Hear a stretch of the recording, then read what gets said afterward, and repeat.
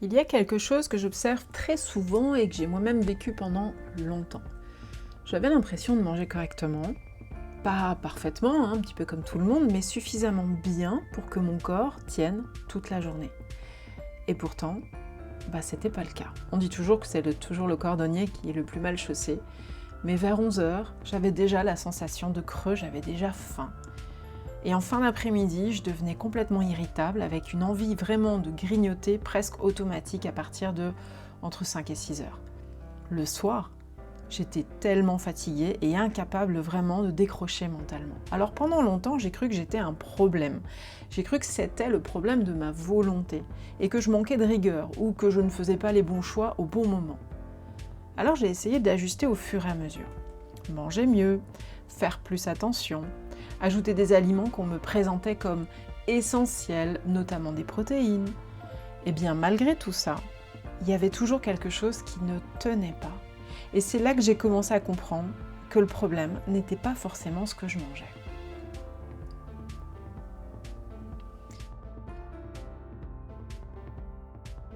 Bonjour et bienvenue dans Ménopause & Co. Je suis Sophie, psychothérapeute, naturopathe et nouvellement nutritionniste.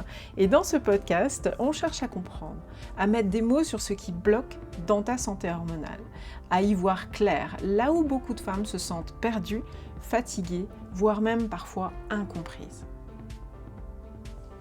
Aujourd'hui, on parle beaucoup des protéines. Je vous assure, j'en vois dans tous les sens. À chaque fois que je fais mes courses, au moins une fois par semaine, je suis dans certains rayons et je lève les yeux sur des produits qui, avant, n'auraient eu aucun sens. Je parle de céréales sur lesquelles, pour les enfants notamment, sur lesquelles on écrit en gros protéines.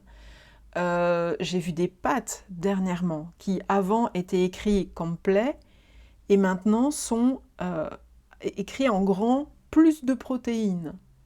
Mais on en voit partout, même les yaourts, le lait notamment, des packaging. Et j'ai trouvé le pire du pire, je crois que ce sont les mini saucissons. D'ailleurs, n'hésite pas, toi, à me dire dans les commentaires de la vidéo quels sont les produits que tu as rencontrés nouvellement dans ton supermarché avec le mot écrit plus de protéines dessus et on pourra échanger là-dessus. Et j'ai même vu aussi une pub du célèbre magasin de meubles suédois faire la pub de ces boulettes végétales en utilisant le terme protéines écrit en gros sur une affiche. Bref. On nous explique qu'il faut en manger plus, que c'est la clé d'énergie, de la satiété, de l'équilibre, mais ce qu'on explique beaucoup moins, c'est comment elle s'intègre réellement dans une journée. Et surtout, pourquoi, même en faisant tout bien sur ta journée, ton énergie peut rester totalement instable. Dans cet épisode, je ne vais pas te donner un plan alimentaire parfait. On voit ça plutôt en séance personnelle, en coaching ou dans Méno-up, mon programme donc pour Glow ta ménopause. On va commencer ici par voir quelque chose de beaucoup plus concret. Pourquoi ton corps ne tient pas toute la journée, même quand tu as l'impression de faire les bons choix? Dans cette première partie, je voudrais simplement commencer par essayer de comprendre un faux problème. C'est-à-dire que quand l'énergie ne tient pas dans la journée, la première réaction, c'est souvent de se remettre soi-même en question. On se dit qu'on mange pas assez, alors on cherche des astuces pour augmenter sur sa journée la quantité de protéines, parce qu'on nous a dit de manger des protéines. Ou alors on se dit qu'on ne fait pas comme il faut, ou qu'on grignote trop, qu'on manque de discipline, comme je disais au tout début, ou qu'on n'est pas assez organisé. C'est presque automatique de se poser toutes ces questions. Pourquoi? Parce qu'on a appris à associer notre énergie à notre propre comportement. Pour le dire autrement, en gros, une situation ne fonctionne pas, c'est qu'on fait mal quelque chose. Et on se remet soi-même en question, et pas l'information qui nous vient. Mais dans la réalité, c'est rarement aussi simple. Ce que je vois très souvent, quand je papote un peu avec vous, ce sont des femmes qui font déjà beaucoup d'efforts. Elles me le disent, je fais tout bien, ou j'en sais beaucoup. Mais elles font attention à ce qu'elles mangent, elles essayent d'équilibrer leurs repas. Elles ont même parfois déjà augmenté leurs apports en protéines, parce qu'on leur a dit que c'était important. Pourtant, encore une fois, pourquoi leur énergie n'est toujours pas stable? Et on vient me voir pour me poser ces questions. Alors on a des pics, on a des creux dans la journée, d'énergie je parle, hein, des moments où le corps semble suivre et puis tout d'un coup lâcher en pleine journée avec des grignotages. Et c'est pas indépendant des unes des autres, c'est vraiment le même problème. Et c'est là que je trouve ce problème qui est dans un certain sens mal posé. Parce que c'est pas un problème de quantité. Ce n'est pas non plus un problème de motivation, c'est un problème de structure. On a tendance à penser l'alimentation de façon isolée, repas après repas, aliment pour aliment. Il faut savoir que le corps, lui, ne fonctionne pas comme ça. Il ne regarde pas ton petit déjeuner tout seul, ni ton déjeuner indépendamment du reste. Il réagit à l'ensemble de ta journée, à la façon dont l'énergie arrive, à une certaine régularité et à la quantité des signaux que tu lui envoies. Et quand ces signaux sont irréguliers, incomplets ou mal répartis sur la journée, le corps il s'adapte comme il peut. Donc il va compenser, il va anticiper ou il va parfois réclamer.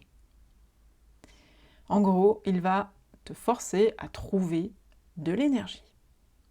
Et c'est là que tu ressens ces fameuses variations. Donc la fatigue en fin de journée, les fringales de l'après-midi ou encore les sensations de ne jamais être vraiment stable. Donc, avant de se demander « est-ce que je mange assez de protéines ?» à partir de maintenant, je voudrais te donner la vraie question qui serait « est-ce que ma journée donne à mon corps de quoi tenir sans qu'il ait besoin de compenser en permanence ?» Parce que soyons très honnêtes, si ton énergie ne tient pas la journée, encore une fois, c'est pas un hasard. Ni ton corps qui vicieusement se dit « je vais la culpabiliser un petit peu aujourd'hui, tiens, je vais aller lui balancer un pic ou un creux d'énergie vers 14h. Allez, on y va. » Non, c'est pas comme ça, c'est pas une fatalité non plus qui est liée à l'âge. C'est souvent le signe que ton corps fonctionne différemment. Avec d'autres besoins, et je parle sur une journée, avec d'autres besoins, d'autres seuils, et surtout une tolérance beaucoup plus faible à certaines façons de vivre, à une certaine hygiène alimentaire. Et tant qu'on ne comprend pas ça, on continue à faire comme avant, en pensant que le problème, à nouveau, vient de nous. Et c'est souvent le résultat d'un système qui essaye de s'adapter avec ce qu'on lui donne. Donc quand tu manges, ton corps ne voit pas un repas équilibré ou déséquilibré. Il reçoit simplement des signaux qui sont énergétiques, hormonaux ou nerveux. Et parmi eux, il y en a un qui joue un rôle central. La stabilité, ou plutôt la recherche de l'équilibre. Quand un repas est pauvre en protéines ou mal construit, l'énergie arrive vite, puis redescend tout aussi vite. La glycémie monte, chute, et derrière, ton corps, il doit aller chercher, il doit aller compenser en fait. Il va relancer le cortisol pour maintenir ton énergie, stimuler ton envie de manger, te pousser vers le sucre rapide, donc tu plonges dans les premiers placards ou tiroirs que tu as à côté de toi. C'est pas un manque de contrôle. Et surtout, il faut pas, à la limite, je vais pas vous dire de craquer à chaque fois, mais juste de remarquer ces signaux. Parce qu'ils sont essentiels, le corps te demande, il a un besoin, il a une demande très précise. Et c'est pas à ce moment-là que tu vas lutter psychologiquement contre lui. Le but, c'est d'y voir clair, ce n'est pas de lutter contre ton corps après 40 ans. C'est une réponse biologique normale. Dans ce contexte-là, les protéines dont la quantité a été ajustée a un rôle très précis. Les protéines en quantité vont faire ralentir l'absorption des glucides, vont stabiliser la réponse glycémique, vont participer à la production des neurotransmetteurs qui vont influencer pas mal de choses d'ailleurs, ton humeur, ta concentration, ta capacité à rester stable. Mais surtout, les protéines en quantité suffisante vont envoyer un signal de sécurité à ton corps. Ce signal dit à ton corps « Allez, go, maintenant tu peux tenir, t'as pas besoin de compenser, je te soutiens, je te suis, vas-y, fais ce que tu peux. » Et c'est là que tout change, c'est là le game changer. Mais sans ce signal de protéines, ton corps reste en mode adaptation permanente. Tu vois, en fait, tu vas traîner. Tu vois, je pense que tu vois l'image que je te donne. Ton corps alterne entre la gestion de crise, avec ce qu'il a besoin, et cette fameuse recherche d'énergie que tu lui demandes. Vous n'êtes pas sur la même logique, sur les mêmes vibrations, on va dire ça comme ça. Il y en a un qui demande et l'autre qui freine en disant non, non, tu n'auras pas ce que je te demande parce qu'il ne faut surtout pas que tu manges plus de sucre, par exemple. Alors que l'autre, il va te répondre bon, oui, mais moi, j'en ai besoin, qu'est-ce qu'on fait? Ben non, tu seras privé, on reste comme ça. Et finalement, c'est ton corps et ton énergie qui en pâtit. Et ça crée cette sensation très particulière. Tu tiens, mais en forçant, et à la longue, ça fatigue. Ça fatigue non seulement ton corps, ton énergie va être là, mais tous tes systèmes. Et notamment ton système nerveux et ton axe hormonal. Parce que c'est là que le cortisol entre en jeu. On parle souvent du cortisol comme une hormone de stress. Mais en réalité, c'est surtout une hormone d'adaptation. Et c'est là que ça devient intéressant. Parce que, ok, le problème, ce n'est pas la présence du cortisol, mais le problème apparaît quand cette hormone doit intervenir un peu trop souvent parce que ton corps n'a pas assez de stabilité en amont. C'est-à-dire que le cortisol va agir quand tu es en lutte avec ton corps, que tu ne veux pas lui donner ce qu'il te demande, pour X raisons. Et c'est là qu'on comprend quelque chose d'essentiel. Ce que tu manges influence directement la façon dont ton corps va gérer ton énergie et la pression qu'il doit absorber au quotidien. Autrement dit, plus ta journée est instable, plus ton cortisol va bosser. Plus ton cortisol va bosser, plus ton corps va s'épuiser. Et le plus souvent, sans que tu t'en rendes compte. C'est exactement ce que j'explore dans le module 1 de MenoUp. Glow ton cortisol. Je t'invite à découvrir ma première formation sur le cortisol. Tu en apprendras beaucoup plus, pas pour supprimer le stress, ni pour faire redescendre ton cortisol à tout prix, mais plutôt pour comprendre comment ton corps fonctionne vraiment. Comment ton énergie se construit sur une journée. Comment tu peux aussi te sentir fatigué même en faisant attention. Comment redonner de la stabilité à ton système, à tous tes systèmes, sans vraiment tout compliquer. Les informations sont dans ma boutique sur mon site internet que tu peux retrouver dans la description de ce podcast. Parce que ce que je vois très souvent, le problème n'est pas ce que tu fais, c'est que ton corps travaille plus que nécessaire pour compenser. Et ça, toi, tu le vois pas, t'en as pas encore conscience. Et ça, sache que ça peut tout changer. Le vrai shift, on ne mange pas des nutriments, on construit une journée. Personne ne t'a appris à penser ton alimentation comme un système où chaque moment compte, mais n'est pas vu indépendamment, où chaque apport a un rôle. Et où les protéines, justement, deviennent un point d'ancrage, sans contrainte, sans devenir une obsession. Ça devient juste des repères dans ta journée, un moyen de donner à ton corps ce signal de stabilité dont il a besoin. Et quand tu commences à voir ça comme ça, tu ne changes pas tout, tu vas juste ajuster au fur et à mesure. Et ces ajustements ne sont, ces ajustements, ce sont justement eux qui vont faire la différence. À ce stade, tu pourrais te dire, ok d'accord, mais concrètement, là, maintenant, je fais quoi? Et c'est là qu'il faut faire attention. Parce que le piège, ce serait de transformer ça en journée parfaite à suivre à la lettre. Attention, c'est pas le but de ce podcast, hein. D'abord parce qu'on n'a pas toutes le même quotidien, ni le même rapport à la nourriture, à l'activité physique, au mouvement, et on a encore moins le même rapport aux croyances ou aux relations à notre corps au moment où j'enregistre ce podcast. Le but ici, c'est de te donner déjà des repères, des points de repère, quelque chose de simple, d'adaptable, qui va s'intégrer dans la vraie vie. On n'est pas sur Insta, on n'est pas sur Pinterest. Le matin, par exemple, quand tout commence, si tu démarres avec quelque chose de très léger, on l'a dit tout à l'heure, ton corps va devoir compenser très tôt. Alors, l'idée, c'est d'ancrer déjà ton énergie.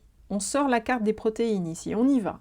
Les œufs, le yaourt grec, le fromage blanc, le jambon blanc, un pain de qualité, quelque chose de simple, mais qui tient. Et comme les protéines vont t'aider à mieux gérer ta glycémie, là, ajoute un fruit frais, par exemple. Le midi, même logique. Pas forcément manger plus, mais éviter le repas propre mais vide ou trop plein. Une salade seule, un sandwich, une lunchbox non structurée au bureau, ça ne soutient pas vraiment ton énergie. Donc à quoi on fait attention ici? On va ajouter une vraie source de protéines. C'est souvent ce qui change toute ta journée. À nouveau, des œufs durs par exemple, rapide, des œufs durs à prendre. Du poisson si tu as de la chance, si tu as la chance de prendre une petite lunchbox, ou alors encore prendre, pourquoi pas, du saumon fumé si tu as la chance de pouvoir en avoir. Des légumineuses que tu peux faire avec quelques céréales en salade. Un peu de viande si tu en manges, que tu auras préparé la veille, ou tu auras eu la chance de le mettre dans ta lunchbox. Et encore une fois, on ajoute un féculent et des légumes crus ou cuits. On ne cherche pas à faire compliqué. On cherche à y voir clair et à apporter le soutien suffisant à ton corps pour qu'il ait l'énergie. Mais on cherche à manger le plus brut possible. Pour commencer, le plus simple est de recommencer à utiliser les produits qu'on a de base. Oui, ça demande beaucoup plus de, on va dire, de préparation. Je crois que ce sont des choses qu'il faut mettre en place au fur et à mesure et pas vouloir changer. Si aujourd'hui ton alimentation est centrée autour de plats transformés, d'aliments transformés, c'est pas très très grave. Tu n'en es pas plus malade aujourd'hui, mais ce que je veux dire, c'est que si aujourd'hui tu veux maintenir ton énergie, il va falloir penser différemment et aller au fur et à mesure vers des produits simples, avec raisonnement. On cherche quelque chose qui va stabiliser jusqu'à la fin de la journée, je le rappelle. Donc la fin de la journée, ce moment où beaucoup de choses se jouent. J'ai déjà parlé dans un ancien podcast, dans un précédent podcast, des moments où on arrivait vers 4-5 heures à l'époque et avec les enfants, c'était facile au niveau du goûter. Et finalement, la plupart du temps, quand il y avait des fruits à table, c'était chouette parce que je pouvais les finir par exemple, mais je mangeais la même chose qu'eux, sauf que eux avaient 4-5 ans. Moi à l'époque, j'en avais 30, 34.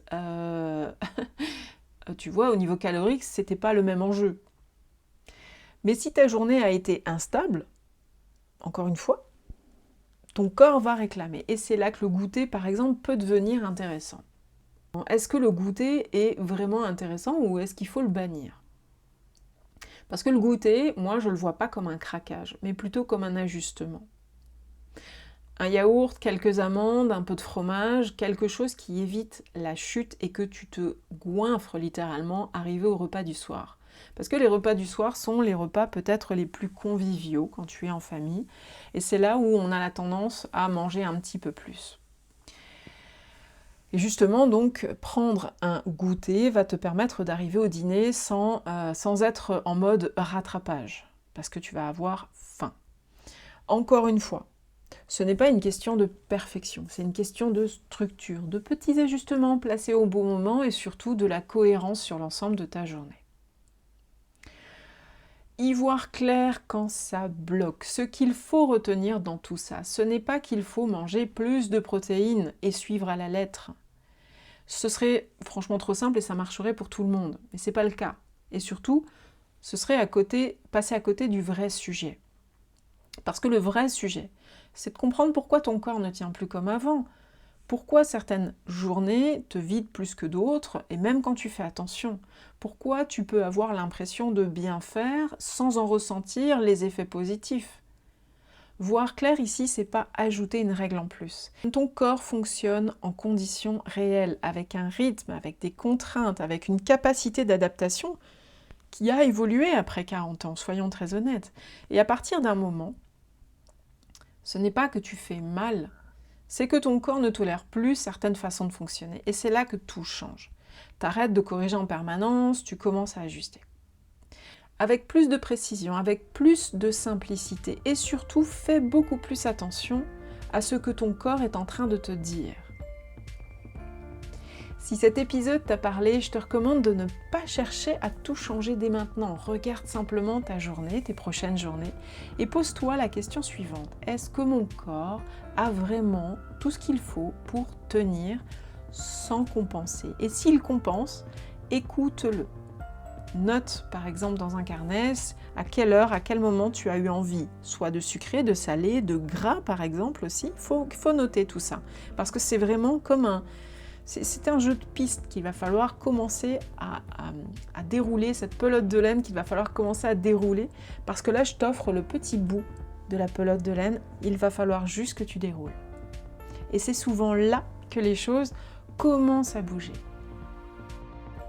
Je te souhaite de belles découvertes après ce podcast. Dis-moi en commentaire si tu as des questions sur les observations que tu as pu faire ou éventuellement si tu veux commenter sur les ajustements que tu as mis en place. À bientôt pour le prochain podcast. Ciao!